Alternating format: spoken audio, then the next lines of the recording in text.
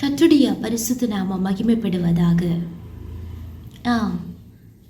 நாம் சகிக்கிற எந்த துன்பங்கள் கஷ்டங்களில் என்றும் நம்மை நீங்களாக்கி விடுவிக்கிற ஒரு தேவன் நம்மோடு கூடவே இருக்கிறார்.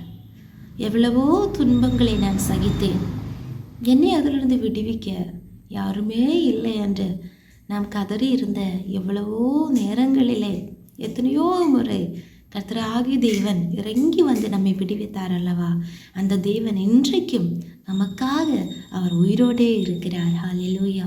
இன்றைக்கும் நாம் சகிக்கிற எல்லா துன்பங்களையும் எல்லா வேதனைகளையும் காண்கிற ஒரு தேவன் உண்டு.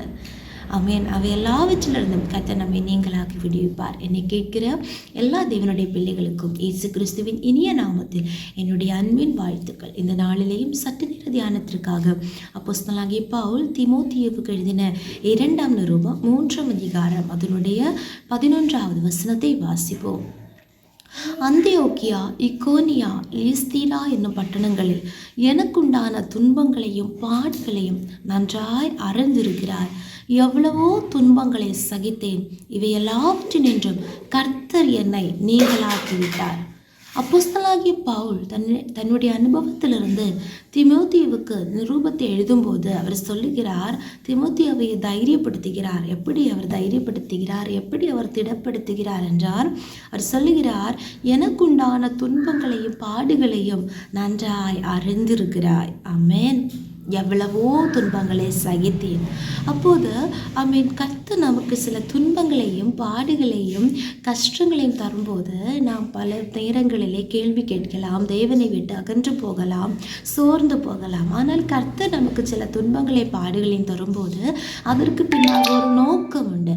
இங்கே கர்த்தர் அப்போஸ்தலனாகிய பவுலுக்கு சில துன்பங்களையும் பாடுகளையும் கொடுத்ததினால் மட்டும்தான், அவர் சில காரியங்களை சகித்ததினால் மட்டும்தான் இப்போது தீமோத்தேயுவை தைரியப்படுத்தவும் கர்த்தருக்குள் திடப்படுத்தவும் முடிகிறது. பிரியமானவர்களே, நம்முடைய வாழ்க்கையில் சில வேதனைகள், துன்பங்கள், வேதனைகள், வாரங்கள், வியாதிகள், கஷ்டங்களை கர்த்தர் தரும்போது ஸ்தோத்திரம், நிச்சயமாகவே கர்த்தர் சகிக்கும்படியான கிருபையை நமக்கு தருவார். கர்த்தர் குறித்த நேரத்திலே நம்மை நீங்களாக்கி விடுவிப்பார். அதன் பிறகு நாமும் அதுபோல பிரச்சனைகளை சந்திக்கிற அநேகரை தைரியப்படுத்த, உறுதிப்படுத்த, கிறிஸ்துவுக்குள் திடப்படுத்த கர்த்தர் நமக்கு கிருபை தருவார். அதனால் சோர்ந்து போகாதிருங்கள். ஹல்லேலூயா. ஆமென். இங்கே அவர் சொல்லுகிறார், எனக்கு உண்டான துன்பங்களை பாடுகளை நன்றாய் அறிந்திருக்கிறார். எவ்வளவோ துன்பங்களை சகித்தேன். ஆமென்.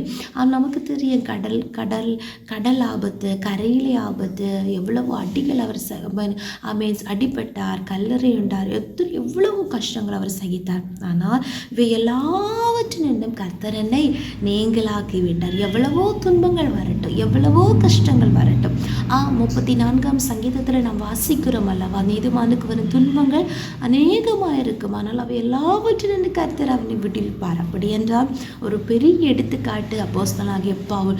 எவ்வளவோ துன்பங்களை அவர் சகித்தாலும் இவை எல்லாவற்றிலிருந்து கர்த்தர் என்னை நீங்களாக்கி விட்டார் என்று அவர் சாட்சி சொன்னது போல நாமும் இன்றைக்கு யாருக்குமே இல்லாத துன்பங்கள், கஷ்டங்கள், பாடுகள் எனக்கு மட்டும்தானே இருக்கிறது, யாராலே சகிக்க முடியாத வேதனைகளை நான் எவ்வளவு நாட்களாக, மாதங்களாக, வருஷங்களாக சகித்து கொண்டிருக்கிறேன் என்று பாரப்படாதிருங்கள். ஹல்லேலூயா. துக்கப்படாதிருங்கள். எல்லாவற்றிற்கு பின்னாலே கர்த்தருக்கு ஒரு நோக்கம் உண்டு. நம்முடைய தேவனாகிய கர்த்தர் ஒருபோது நம்மை விட்டு விலக மாட்டார், கைவிட மாட்டார். அவர் நம்மை மறக்கிற தேவன் அல்ல, அவர் நம்மை விட்டு மாறுகிற தேவன் அல்ல. ஹல்லேலூயா.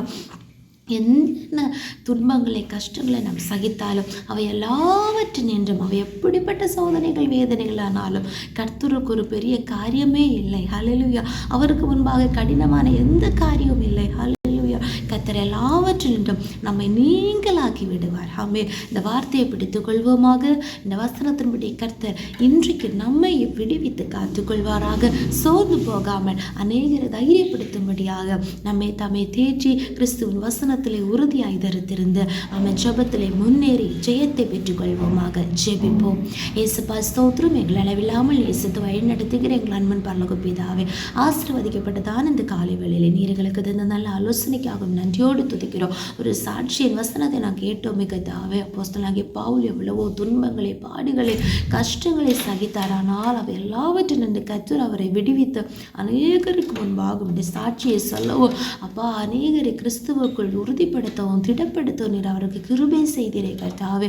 அது போலவே நாங்கள் இன்றைக்கு சகிக்கிற எல்லா பாடுகள், துன்பங்கள், கஷ்டங்கள் மத்தியில் சோர்த்து போகாமல் தேவனிடத்திலிருந்து கிருபையை பெற்றுக்கொண்டு சகிக்க வேண்டிய பலனை பெற்றுக்கொண்டு அப்பா ஸ்தோத்திரம் ஸ்தோத்திரம் அநேகரை நாங்களும் கிறிஸ்துவுக்குள் உறுதிப்படுத்த அநேகருக்கு நல்ல அறிவுரைகளை கூற அநேகர் முன்பாக சாட்சிகளாக நேரங்களை நிறுத்த போகிற அன்பருக்காக ஸ்தோத்திரம். எல்லாவற்றிலிருந்து எல்லா துன்பங்கள் என்று எங்களை நீங்களாக்கி விடுவிக்கிற அன்பே துதிக்கிறோங்க தாவே. வசனத்தை கேட்டுக்கொண்டிருக்கிற ஒவ்வொருவரையும் ஆசீர்வதிப்பீராக. ஜபத்தை கேட்டபடியால் ஸ்தோத்திரம். இயேசு கிறிஸ்துவின் நாமத்தினால ஜெபிக்கிறோம் எங்கள் ஜெபங்களே நல்ல பிதாவே. ஆமென் ஆமென் ஆமென். கர்த்தர் இந்த வசனத்தின்படி நம்ம ஒவ்வொருவரையும் ஆசீர்வதித்து எல்லா துன்பங்களையும் நம்மை நீங்களாக்கி விடுவிப்பாராக. ஆமென்.